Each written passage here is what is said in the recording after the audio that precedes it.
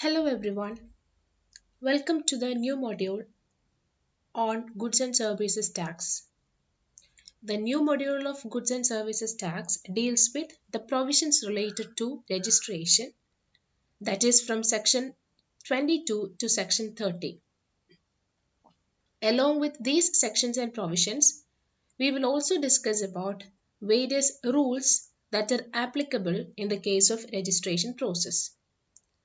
So after learning this module, you will be able to understand the procedures to be followed while procuring registration under GST Act. So in this module, we'll discuss about who should register. Are all the persons liable to get registered?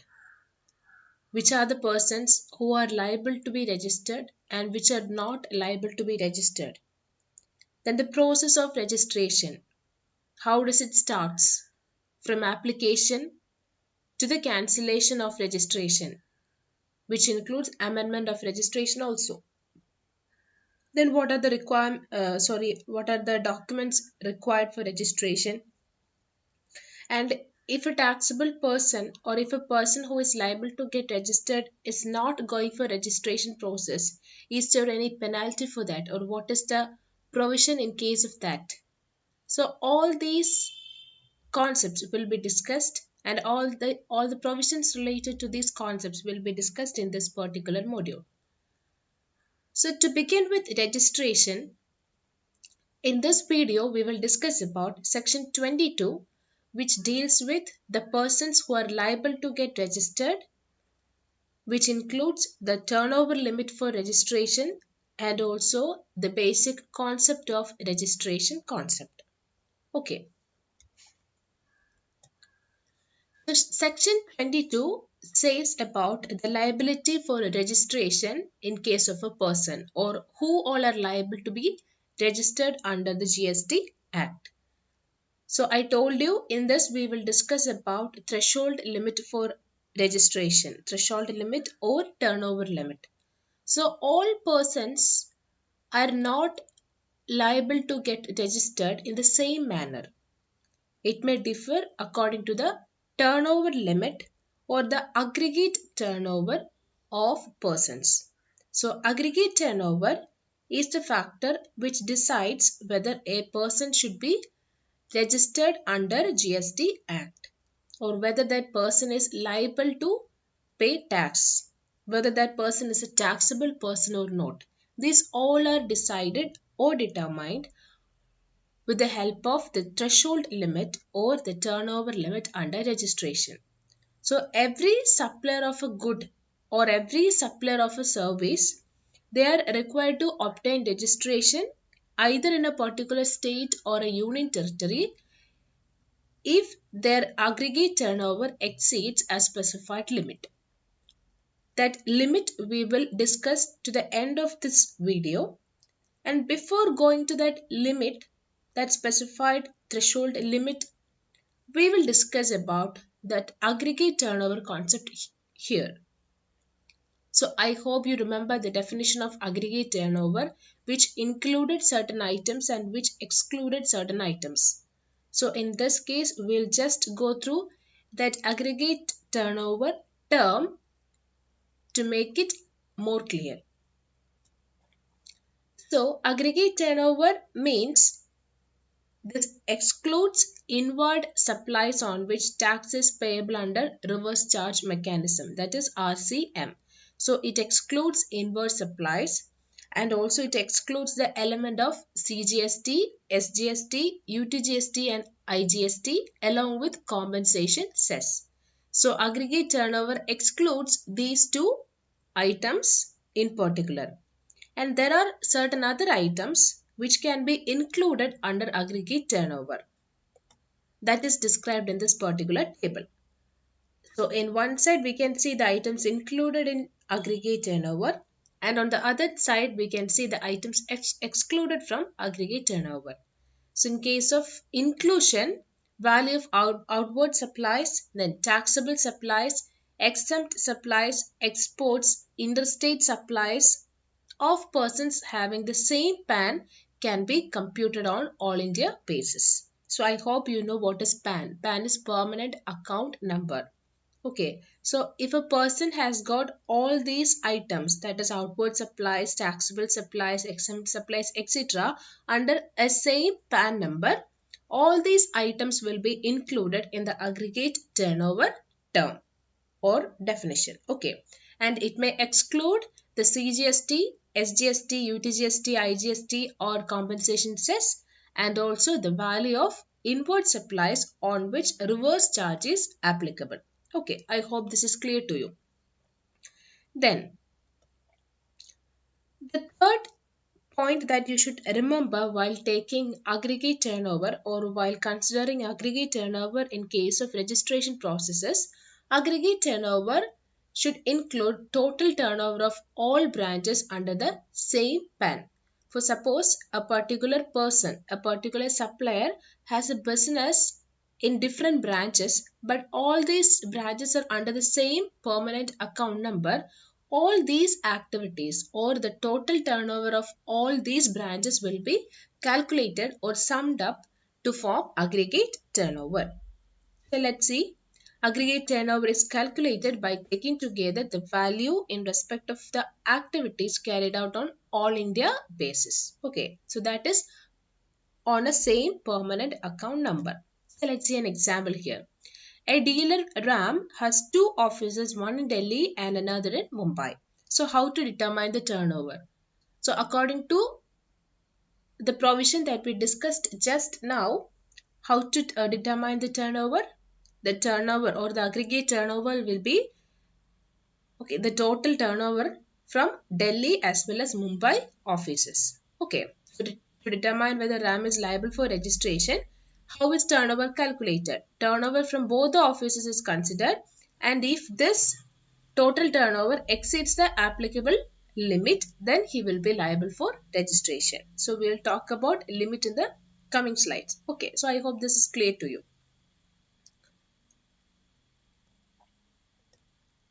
Then the fourth point that you should keep in mind while talking about aggregate turnover in case of registration is it may include the value of exported goods or services, then exempted goods or services, interstate supplies between distinct persons having same PAN number should be included in aggregate turnover. Okay. So export, if there are any exported goods or exported services, then if there is any transaction of exempted goods or services, even though they are exempted, it should be considered under the aggregate turnover head. Okay. So let's say an example. HR Oils Delhi is engaged in supplying machine oil as well as petrol. Determine the turnover. So what will be the turnover of this particular organization, that is HR Oils? So here there is a supply of two items, that is machine oil as well as petrol. So as you're aware, petrol comes outside the purview of GST. Okay, GST is not applicable to petrol. So here let's see, supply of petrol is not leviable to GST, but supply of machine oil is taxable. Okay, so machine oil is taxable but petrol is not. So therefore, what is turnover includes? The aggregate turnover may include the turnover of both exempt, that is non-taxable supplies, as well as taxable supplies is taken into account. So we have seen here, see, exempted goods and services that should be taken. So here we will take both this both this machine oil as well as petrol. So both will be taken into consideration. Therefore, the turnover of both exempt supplies as well as taxable supplies is taken into account. And if this particular amount exceeds a particular turnover limit, then he will be, or this particular organization or institution will be liable for registration. Okay. So remember, exported goods as well as exempted goods or services will also be taken into account while considering the term aggregate turnover. Then the fifth point that you should keep in mind is aggregate turnover includes all supplies made by the taxable person, whether on his own account or made on behalf of all his principals. So either this supply shall be on his own account, it is done by himself, or this supply can be done by that particular person for another person, like in the case of agent principal relationship. Okay, so let's see an example. M Enterprises has appointed Mr. X as their agent. Mr. X makes supply of goods on its own account as well as on behalf of M Enterprises. So determine the turnover. So for the calculation of turnover, what should be taken? Aggregate turnover should be calculated like this. The supply of goods on his own account as well as on behalf of M Enterprises should be taken, and they should be summed up. If that total amount exceeds a particular turnover limit, then he will be liable to get registered under GST. So see, all the supplies of goods made by Mr. X as agent of M Enterprises as well as on its account will be included in the aggregate turnover of Mr. X. Based on that, the liability for registration will be considered. Okay. Then the next point. So there is a difference between the term aggregate turnover and the turnover in a state. Both these terms are different in nature. So aggregate turnover is used for determining the threshold limit for registration and also to check the eligibility for composition scheme. So when we discussed about composition scheme, I told you that it is on the basis of aggregate turnover. The eligibility for composition scheme is determined. Okay. So this aggregate turnover concept is taken into account only in two cases. One is to check whether that person is liable for registration, and second case to check whether that person is eligible for composition scheme. In both these cases, aggregate turnover term is used or concept is taken into account. Okay. But in case of turnover in a state, the amount payable under composition scheme is calculated on the basis of turnover in the state or union territory.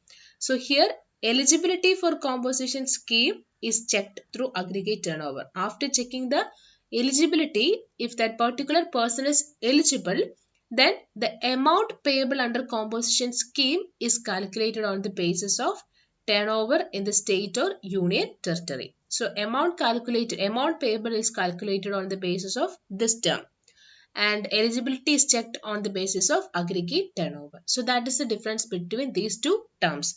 You should not be confused between these two terms in this module. Okay. So far we were discussing about what all things were included in the aggregate turnover term. Okay, so we told the supply to a particular state or union territory will be taxable, or that particular supplier will be taxable when they cross a particular turnover limit or threshold limit. Okay, so now we will discuss about what is the applicable limit.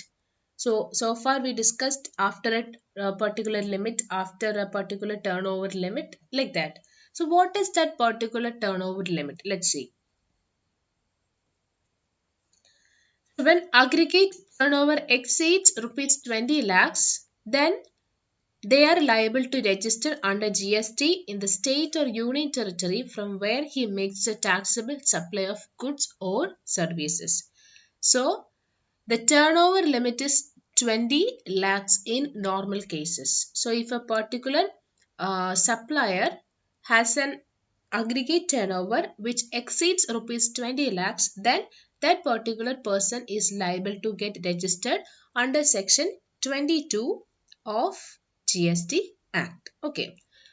So this is the general provision with regards to registration, and there is a special case in case of some special category states. Okay. So in special category states, the aggregate turnover is rupees 10 lakhs. So in normal cases, when aggregate turnover exceeds 20 lakh, they need to obtain registration. And in case of special category states, when aggregate turnover exceeds 10 lakhs, they need to obtain registration. Okay. So what is aggregate turnover here? The taxable supplies plus exempt supplies plus exports and interstate supplies. This we have already discussed earlier. So taxable supplies does not include alcoholic liquor for human consumption. Make a point of that. Okay. Then I told about the special category states and they need to obtain registration if their aggregate turnover exceeds 10 lakh rupees. So which are these special category states? This includes Mizoram, Tripura, Manipur and Nagaland as of now. Earlier it was 7 states which was under the category of special category states. But now these 4 states are included in this particular category. Okay. So if a person with places of business in different states across India has one branch in special category state. So I have business in different parts of India. I have branches of my particular business or office. So if one of the offices is situated in a special category state, then the threshold limit for registration will be reduced to rupees 10 lakh. Okay, so that also keep in mind. CBIC has notified the increase in threshold turnover from rupees 20 lakh to 40 lakh with effect from April 1st, 2019. So that was an amendment made in case of turnover limit uh, for to obtain registration under GST Act. Okay, so when you mention the turnover limit, add this particular provision or amendment also. So let's see what are the special category states here. So earlier I told you special category states were like Arunachal Pradesh, Assam, Himachal Pradesh, Manipur, Meghalaya, Mizoram, Nagaland, Sikkim and Tripura. They were considered as the special category states. So after some amendment to these particular provisions, some were in particular to obtain registration if they had if the aggregate turnover exceeded rupees 10 lakh, and some were liable to get registered only if they had aggregate turnover limit of rupees 20 lakh exceeding. Okay, so there were different categories after this particular amendment. So let's see what are the categories. So states with threshold limit of 10 lakh for both goods and services, that is Manipur, Mizoram, Nagaland and Tripura, we have already seen. Then states with threshold limit of 20 lakh rupees for both goods and services. So they are Arunachal Pradesh, Meghalaya, Sikkim, Uttarakhand, Puducherry and Telangana. So earlier these were also falling under the category of this 10 lakh. Okay. So but after certain amendments of the provisions, these particular states were excluded from this 10 lakh and they were included under this 20 lakh threshold limit. Then states with threshold limit of 20 lakh for services and rupees 40 lakh for goods. So there is a distinction again. If there is if they exceed 20 lakh for services and 40 lakhs for goods, what are all states? Which are all the states? Jammu and Kashmir, Assam, Himachal Pradesh and all other states. Okay. So these are the differences between certain states, of which you should remember the first two category, that is regarding Manipur, Mizoram, Nagaland, Tripura and the other 3 to 6 states. Okay. And so first point we discussed about the threshold limit that is required to obtain registration. So under that we discussed about the aggregate turnover term or that particular definition, what all things will be included and what all things will be excluded. That was the first point. So in this second point, it said registration required only for a place of business from where taxable supply takes place. Okay. So from wherever this taxable supply takes place, registration is required for only that particular place of business. So a person is required to obtain registration with respect to his each place of business in India from where a taxable supply has taken place. So if there are more than one place from where this taxable supply is happening, So he need to obtain registration for all these places of business in India. So however, a supplier is not liable to obtain registration in a state or union territory from where he makes an exempt or non-taxable supply. Okay. So if I have branches of my office in Kerala, Tamil Nadu, Andhra Pradesh and Karnataka, and if I make an exempt supply from Kerala, then I'm not liable to obtain registration in case of Kerala state. But in all other three cases, I need to obtain registration. Okay. So when a particular person makes an exempt supply or a non-taxable supply, he is not liable to obtain registration for that particular state or union territory. Okay. Then what is the third case? The third case is regarding person liable for registration in case of transfer of business. That means if a particular business is transferred from one person to another, that is by way of succession, okay, or it can be any other reason. So when it is transferred from one person to another person, and this particular business is thought to be going forward as a going concern, then the transferee or the successor, okay, who gets the business, the transferee is to be registered with effect from the date of such transfer. So if that particular business is transferred on 11th August 2020, then the transferee is to be registered with effect from 11th August 2020. Okay. Then, when the business is transferred pursuant to sanction of a scheme or arrangement for amalgamation or demerger. Okay, so in case if it is in the case of amalgamation, that particular person is forced to transfer the business. Then he is pursued to transfer the business. Then what is the provision? Then the transferee is to be registered with effect from date on which registrar of companies issues a certificate of incorporation. Okay, so when certificate of incorporation is received by that particular transferee, he needs to get himself registered under the GST Act. Okay, so this is the liability for registration in case of a person when transfer of business takes place. So what is the provision in case of transfer regarding succession, and what is the case of registration regarding the transfer of business in case of amalgamation or demerger? These two cases falls under this category. Okay, so I hope this section 22 of registration under GST Act is clear to you. So we discussed about the threshold limit, under which we talked about the aggregate turnover concept, what is included in it, what is excluded from it, etc. Then we saw many examples related to that. Then in second point we saw the registration required for a place of business from where taxable supply takes place. Okay. And in third case, we saw the transfer of business and the liability for registration under transfer of business process. Okay. So as we come to the end of section 22, these are the important points or provisions that you should keep in mind while going through section 22 of registration under GST Act. Hope all these provisions are clear to you.